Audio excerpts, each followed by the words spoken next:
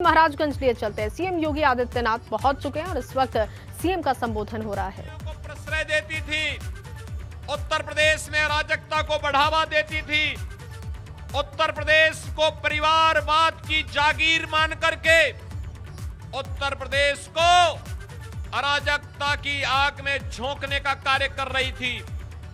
नौजवान बेरोजगार था, किसान बदहाल था, महिलाएं असुरक्षित थी और प्रदेश के अंदर अराजकता का एक वातावरण था। प्रदेश के नागरिकों के सामने पहचान का एक संकट आया था। लेकिन भाइयों बहनों, प्रधानमंत्री मोदी जी के नेतृत्व में, उनके आह्वान पर प्रदेश की जनता जनार्दन ने भारतीय जनता पार्टी को अपना आशीर्वाद दिया। पिछले पौने 5 वर्ष से प्रदेश में भारतीय जनता पार्टी की सरकार कार्य कर रही है और सरकार की कार्य पद्धति आपने देखा है। आज प्रदेश के अंदर पिछली सरकार में गरीब को आवास नहीं मिलते थे, आवास का पैसा कहां चला जाता था हर व्यक्ति जानता है। लेकिन हमारी सरकार आई, 4.5 वर्ष में 43 लाख गरीबों को एक एक आवास उपलब्ध करवाने का कार्य किया गया। प्रदेश के अंदर 2 करोड़ 61 लाख गरीबों को शौचालय उपलब्ध करवाए गए। 1 करोड़ 43 लाख परिवारों के लिए बिजली के निःशुल्क कनेक्शन उपलब्ध करवाने के कार्य कराए गए। 6 करोड़ लोगों को निःशुल्क स्वास्थ्य बीमा का कवर दिया गया। वृद्धावस्था पेंशन, विधवा पेंशन, दिव्यांग जन पेंशन की राशि में कई गुना बढ़ोतरी की गई। और भाइयों बहनों, कोरोना कालखंड में आपने देखा होगा, फ्री में राशन, फ्री में वैक्सीन, फ्री में उपचार, फ्री में टेस्ट, यह भी प्रदेश के अंदर आपने देखा होगा। भाइयों बहनों, मैं आज पूछना चाहता हूं, सरकार तो वही है, चेहरे बदले। 2017 के पहले प्रदेश के अंदर क्यों नहीं होता था? कारण साफ था, गरीब का पैसा कहां जाता था। उस समय की सरकार में जो लोग बैठे हुए थे, गरीब का पैसा हड़प जाते थे और आज वही गरीब का पैसा दीवालों से निकलते हुए आपने पिछले 4 दिनों के अंदर देखा होगा। जेसीबी लगा करके पैसा निकाला जा रहा है, क्योंकि इन लोगों ने गरीब का पैसा लूट करके घरों में रख दिया था।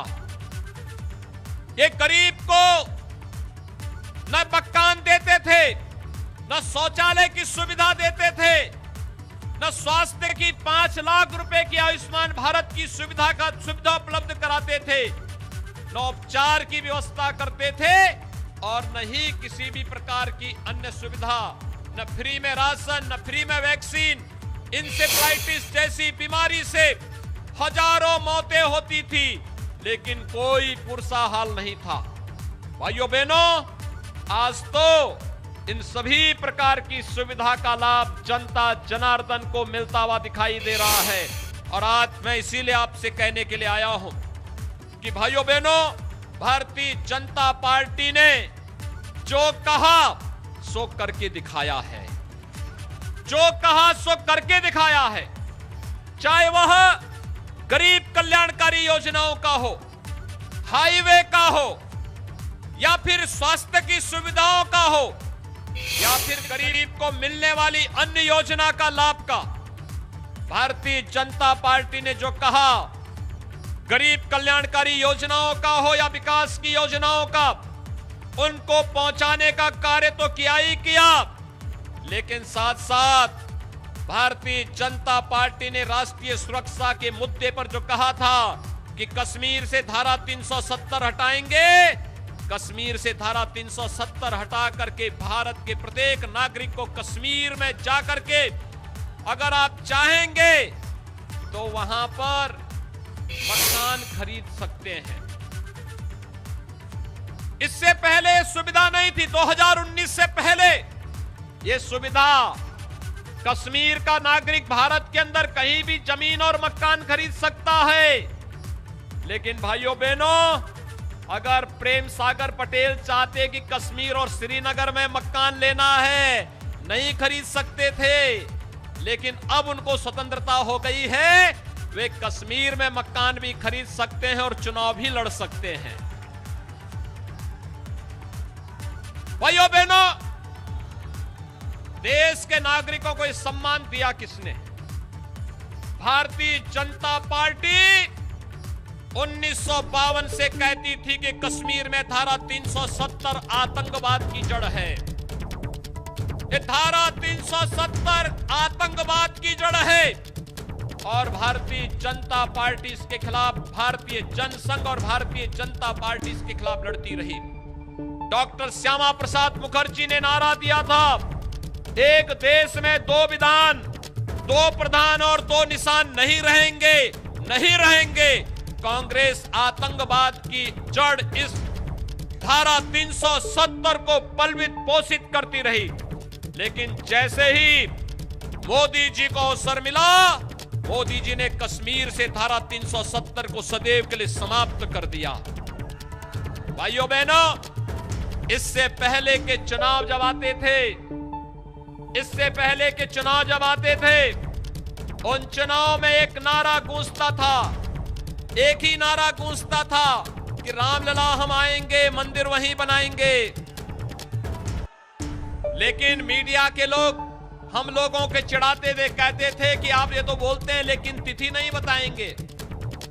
लेकिन भाइयों बहनों, हमने तिथि बताई नहीं। प्रधानमंत्री मोदी जी ने अयोध्या में भगवान राम के भव्य मंदिर निर्माण का शिलान्यास करके कार्य भी प्रारंभ कर दिया है। अयोध्या में राम मंदिर का निर्माण होने से कितने लोग खुश हैं? कितने लोगों में खुशी है जो भगवान राम के भव्य मंदिर निर्माण से खुश हैं? आप लोग मानते हैं ये कार्य अच्छा हुआ है? आप लोग मानते हैं? दोनों हाथ ला करके बोलेंगे जय श्री राम, जय श्री राम।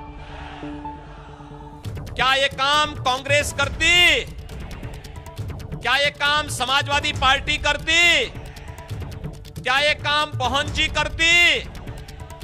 भाइयों बहनों, जो राम भक्तों पर गोली चलाते थे, क्या वे राम मंदिर का निर्माण करते? तो क्या आप उनसे कोई उम्मीद करते हैं क्या? गरीबों की जमीनों पर कब्जा करने वाले, व्यापारियों का अपहरण करने वाले, दंगाइयों को गला लगाने वाले, विकास की योजनाओं का बंदर बांट करने वाले, युवाओं के भविष्य के साथ खिलवाड़ करने वाले, क्या आपके हितैषी हो सकते हैं? क्या प्रदेश के हितैषी हो सकते हैं? क्या समाजवादी पार्टी या उससे पहले बहुजन समाज पार्टी या उससे पहले कांग्रेस, इनकी तो यही परिपाटी रही है। इन्होंने विकास के लिए नहीं, इन्होंने अराजकता पैदा करने के लिए प्रदेश को गिरवी रखने का कार्य किया था। आज तो प्रदेश में कोई दंगा नहीं कर सकता, आज तो कोई प्रदेश में अराजकता नहीं पैदा कर सकता। आज सभी दंगाइयों को मालूम है, अगर दंगा करेंगे तो 7 पीढ़ियां भरपाई करते करते थक जाएंगी, नहीं फिर, और इसलिए दंगा नहीं होता है। पिछली सरकारों ने आस्था के साथ कितना खिलवाड़ किया था। पर्व और त्योहार आते थे, दंगा शुरू हो जाता था। पिछली सरकारों के समय में जन्माष्टमी हो, रामनवमी हो, दीपावली हो, विजयादशमी हो, कोई पर्व और त्योहार आता था, दंगे शुरू हो जाते थे। लेकिन आज तो दंगे नहीं हो रहे हैं, आज तो खुशहाली है, शांति और सौहार्दपूर्ण माहौल में पर्व और त्योहार मनाए जा रहे हैं। हर व्यक्ति सुरक्षित है, हर बहन और बेटी भी अपने आप को सुरक्षित महसूस कर रही है। भाइयों बहनों, मैं आज सबसे यही कहने के लिए आया हूं, आज इस सुरक्षा का वातावरण देने का कार्य अगर किसी ने किया, भारतीय जनता पार्टी की सरकार ने किया है। भाइयों बहनों, इससे पहले युवाओं के साथ क्या होता था? कोई युवा, कोई नौकरी का विज्ञापन निकलता था तो चाचा भी और भतीजा भी झोला लेकर के निकल पड़ते थे। महाभारत के सभी रास्ते झोला निकाल कर निकलते थे, वसूली करने के लिए निकल पड़ते थे। इतना विवादित हो जाता था, किसी नौजवान को नौकरी नहीं मिल पाती थी। आज तो ऐसा नहीं है ना, आज तो नौकरी निकलती है। 4.5 लाख नौजवानों को हमने प्रदेश में सरकारी नौकरी दी। कानून व्यवस्था की स्थिति इतनी बेहतर बनाई कि जितने माफिया थे, इन माफियाओं से पहले दिन ही हमने कह दिया था कि प्रदेश की शांति और सौहार्द को बिगाड़ोगे, प्रदेश के गरीबों को, प्रदेश के व्यापारियों को लूटोगे तो तय कर लेना फिर तुम्हारे लिए कहां जगह होगी। चलिए सीधे आपको महाराजगंज लिए चलते हैं और सीएम को सुनते हैं। और इन योजनाओं का लाभ निरंतर मिलता रहे, इस दृष्टि से आज जनविश्वास यात्रा आपका आशीर्वाद प्राप्त करने के लिए यहां पर आई है। मुझे भाइयों बहनों, आप सब ने जो उत्साह दिखाया है, आप सब से मैं अपील करूंगा। आपने देखा होगा हम लोग 5 वर्ष तक, मुझे लगता है कि महाराजगंज जनपद में मैं कई बार आया हूं। आज जिन योजनाओं का लोकार्पण हो रहा है, यहां पर हम लोगों ने यहां के देवी के स्थानों के भी कार्यों को उसमें लोकार्पण और शिलान्यास के साथ जोड़ा है, धार्मिक स्थलों को भी जोड़ा है, आस्था का सम्मान भी किया है। ये पैसा पहले कहां चला जाता था?